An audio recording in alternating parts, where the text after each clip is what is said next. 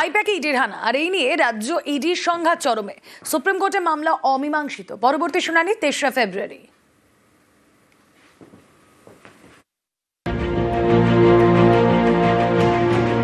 8ই জানুয়ারি আইপ্যাকের office এবং সংস্থার কর্ণধারের বাড়িতে হানা দেয় ইডি। এ নিয়ে রাজ্য ইডির সংঘাত তুঙ্গে। জল গড়িয়েছে সুপ্রিম কোর্টে। দুটি মামলা করে কেন্দ্রীয় এজেন্সি। বৃহস্পতিবার বিচারপতি প্রশান্ত কুমার মিশ্রা এবং বিচারপতি বিপুল পাঞ্চলির বেঞ্চে হয় শুনানি। মামলা আপাতত অমীমাংসিত। সুপ্রিম কোর্টের নির্দেশ, 8ই জানুয়ারি ইডি অভিযানের সিসি ক্যামেরার ফুটেজ সংরক্ষণ করতে হবে। এলাকার সিসি ক্যামেরার ফুটেজও সংরক্ষণ করতে হবে। ইডি অফিসারদের বিরুদ্ধে করা শেক্সপিয়ার সরণি থানায় 2টি এবং ইলেকট্রনিক কমপ্লেক্স থানায় 2টি এফআইআর পরবর্তী শুনানি পর্যন্ত স্থগিত থাকবে। 2 সপ্তাহের মধ্যে সব পক্ষকে জবাব দিতে হবে। এদিন শুনানি পর্বে বিচারপতি প্রশান্ত কুমার মিশ্রা প্রশ্ন করেন, ইডি কেন রেড করেছিল? ইডির আইনজীবী সলিসিটর জেনারেল বলেন, কয়লা মামলা তদন্তে গিয়েছিলেন অফিসাররা। হাওয়ালার মাধ্যমে গোয়ার নির্বাচনে টাকা গিয়েছিল। এর তদন্তেই আইপ্যাকের অফিসে অভিযান। 8ই জানুয়ারি একাধিক রাজ্যের 10 জায়গায় অভিযান চালানো হয়। বিচারপতি মিশ্র তখন জানতে চান, এটা কি সেই আইপ্যাক যেখানে আগে প্রশান্ত কিশোর যুক্ত ছিলেন? ইডির আইনজীবী বলেন, হ্যাঁ। এরপর বিচারপতি প্রশান্ত কুমার মিশ্রা প্রশ্ন করেন, যারা তদন্তের জন্য গিয়েছিলেন তাদের কাছে কি অথরাইজেশন লেটার ছিল? ইডির আইনজীবী বলেন, থানাকে জানানো হয়েছিল। বিল্ডিং এ ঢোকার সময় তা দেখানোও হয়। এই অভিযানের পিছনে কোনো রাজনৈতিক উদ্দেশ্য ছিল না। এদিন শুনানিতে আইনজীবী কপিল সিব্বল বলেন, ইডি 6টায় রেড করে, বেলা 12টায় মমতা বন্দ্যোপাধ্যায় গিয়েছিলেন। দলের নথি রক্ষা করতে চেয়ারম্যান হিসেবে তাঁর যাওয়ার অধিকার আছে। 2 বছর অপেক্ষা করে ইডি কেন এমন একটা জায়গায় যাবে যেখানে নির্বাচন সংক্রান্ত দলীয় নথি রয়েছে? এই মামলা হাইকোর্টে শোনা হোক। শুনানি পর্বে এদিন পশ্চিমবঙ্গের ভারপ্রাপ্ত ডিজিপি সাসপেনশনের পক্ষে সওয়াল করেন ইডির আইনজীবী। সওয়াল জবাব শেষে সুপ্রিম কোর্টের পর্যবেক্ষণ, মামলায় গুরুতর অভিযোগ সামনে আনা হয়েছে। দেশের প্রতিটি আইন স্বীকৃত সংস্থাকে স্বাধীনভাবে কাজের জন্য অনুমতি দেওয়া প্রয়োজন। তাই মামলায় উঠে আসা অভিযোগ খতিয়ে দেখার প্রয়োজনীয়তা রয়েছে। এভাবেই অমীমাংসিতভাবে শেষ হয় এদিনের শুনানি। পরবর্তী শুনানি 3রা ফেব্রুয়ারি। নিউজ 18 বাংলা।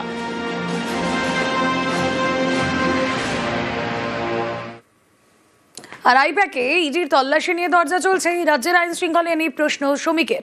তল্লাশির নামে রাজনৈতিক ষড়যন্ত্রের অভিযোগ তৃণমূলের।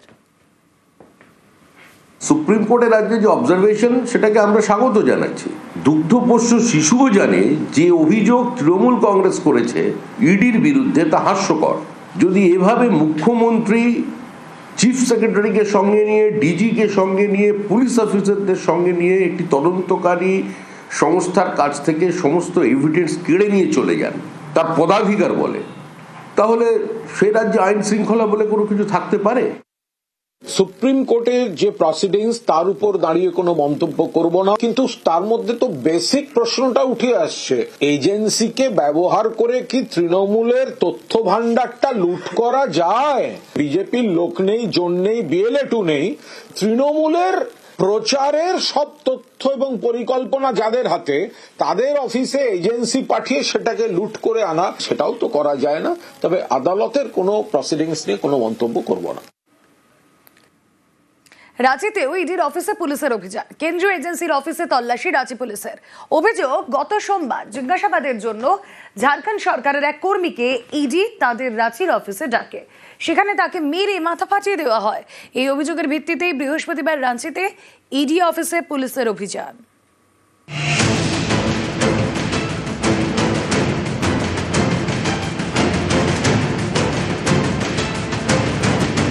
আটই জানুয়ারি আইপ্যাকে ইডির হানা। এ নিয়ে শোরগোল পড়ে যায়।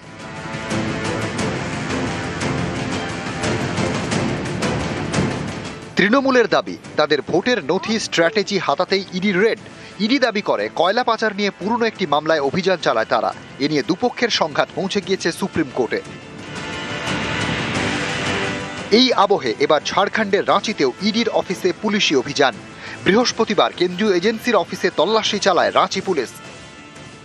তৃণমূল কংগ্রেস যে অভিযোগগুলো করছে, আজ তো ঝাড়খণ্ডে দেখা যাচ্ছে যে সেখানেও বিভিন্ন ধরনের ক্ষোভ তৈরি হয়েছে। এই প্রতিবাদটাও কিন্তু বাংলা থেকেই শুরু হয়েছিল।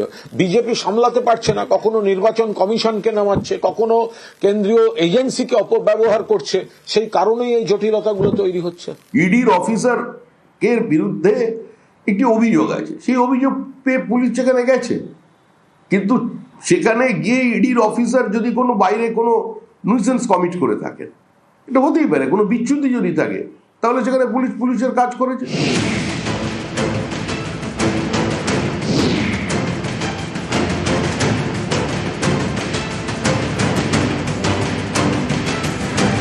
রাঁচির বাসিন্দা সন্তোষ কুমার ঝাড়খণ্ডের ওয়াটার সাপ্লাই ডিপার্টমেন্টে চাকরি করেন।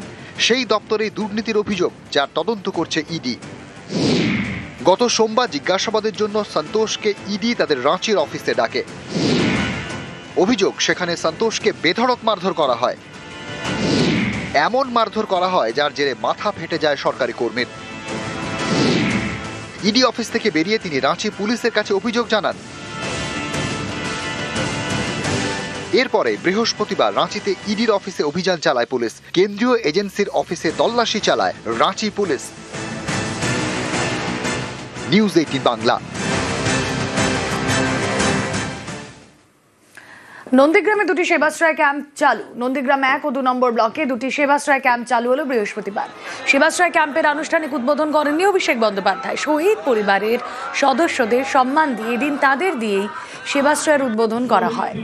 ক্যাম্পে যাওয়ার পর সাধারণ মানুষের সঙ্গে কথা বলেন তৃণমূল সর্বভারতীয় সাধারণ সম্পাদক।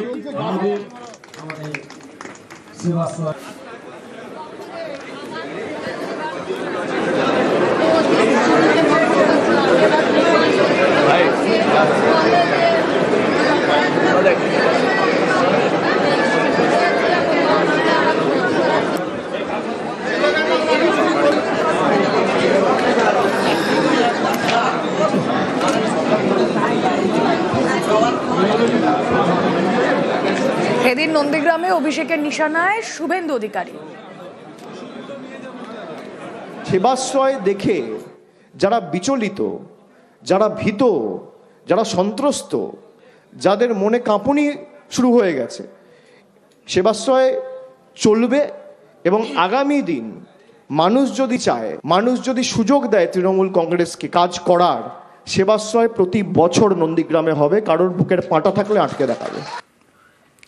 যে কথা আপনাদের বলছিলাম, অভিষেকের নিশানায় শুভেন্দু অধিকারী। নন্দীগ্রামের জন্য কি করেছেন প্রশ্ন তোলেন অভিষেক।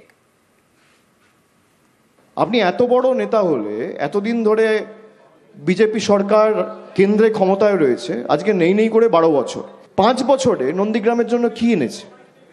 4টে রাস্তা এনেছে, 2টো জলের প্রকল্প এনেছে, 4টে লোককে ছাদের ব্যবস্থা করে দিয়েছে। কোনো পরিযায়ী শ্রমিক যদি বাইরে কাজ করতে গিয়ে বিপদের মুখে পড়েছে, তাকে তার সাহায্যটুকু একটা জনপ্রতিনিধি হিসেবে যতটুকু সাহায্য করা উচিত ততটুকু সাহায্যের হাতও বাড়ায়নি। কিন্তু মানুষের পাশে দাঁড়ানোর প্রশ্ন যখনই উঠেছে, তৃণমূল ছাড়া মানুষ আর কাউকে পায়ওনি।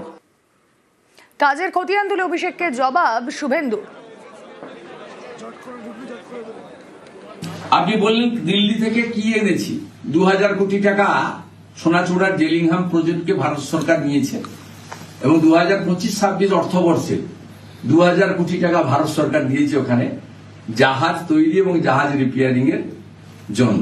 834 জন রেলে গ্রুপ ডিতে চাকরি পেয়েছে নন্দীগ্রাম থেকে। নন্দীগ্রাম রেল প্রজেক্টে 315 কোটি টাকা স্যাংশন করেছে ভারত সরকার। উনি না জানলেও, কারণ উনি তো 11-র পরে এসেছেন, ওনার পিসিকে জিজ্ঞেস করা উচিত ছিল যে শুভেন্দু নন্দীগ্রামে কি কি করত। রাজ্যের শর্তেই শুভেন্দুকে ধর্নায় অনুমতি। বিরোধী দলনেতার ধর্নায় একাধিক শর্ত হাইকোর্টের। নবান্নর কাছে শুভেন্দুকে ধর্নার অনুমতি হাইকোর্টের। মন্দিরতলা বাসস্ট্যান্ডে শুভেন্দুকে ধর্নার অনুমতি। মাইক্রোফোন ব্যবহারে মানা, 50-এর বেশি জমায়েত নয়। আগামীকাল সকাল 10টা থেকে বিকেল 4টে পর্যন্ত ধর্নার অনুমতি।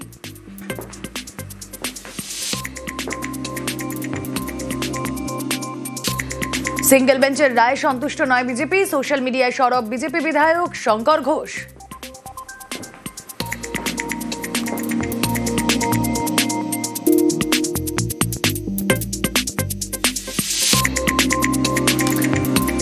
আর এদিকে ডিভিশন বেঞ্চে যাওয়ার কথা ঘোষণা শুভেন্দু অধিকারী। আমরা নবান্নর সামনে বসার জন্য আবেদন করেছিলাম হাওড়া পুলিশকে, এরা আবেদন রিজেক্ট করে এবং আমরা সিঙ্গেল বেঞ্চে যাই। রাজ্য সরকার তীব্র আপত্তি করেন। মন্দিরতলা বাস স্ট্যান্ডে আমরা আগামীকাল বসতে পারবো। আমরা নবান্নর পিছনে বসার জন্য আবেদন করি। তাই আমরা এই জাজমেন্ট অ্যাকসেপ্ট করছি না, আমরা ডিভিশন বেঞ্চে যাচ্ছি। এই জাজমেন্টকে চ্যালেঞ্জ করে ডিভিশন বেঞ্চ বিচার করলে ভালো, না করলে আরো অনেক দূর যাওয়ার জায়গা আছে।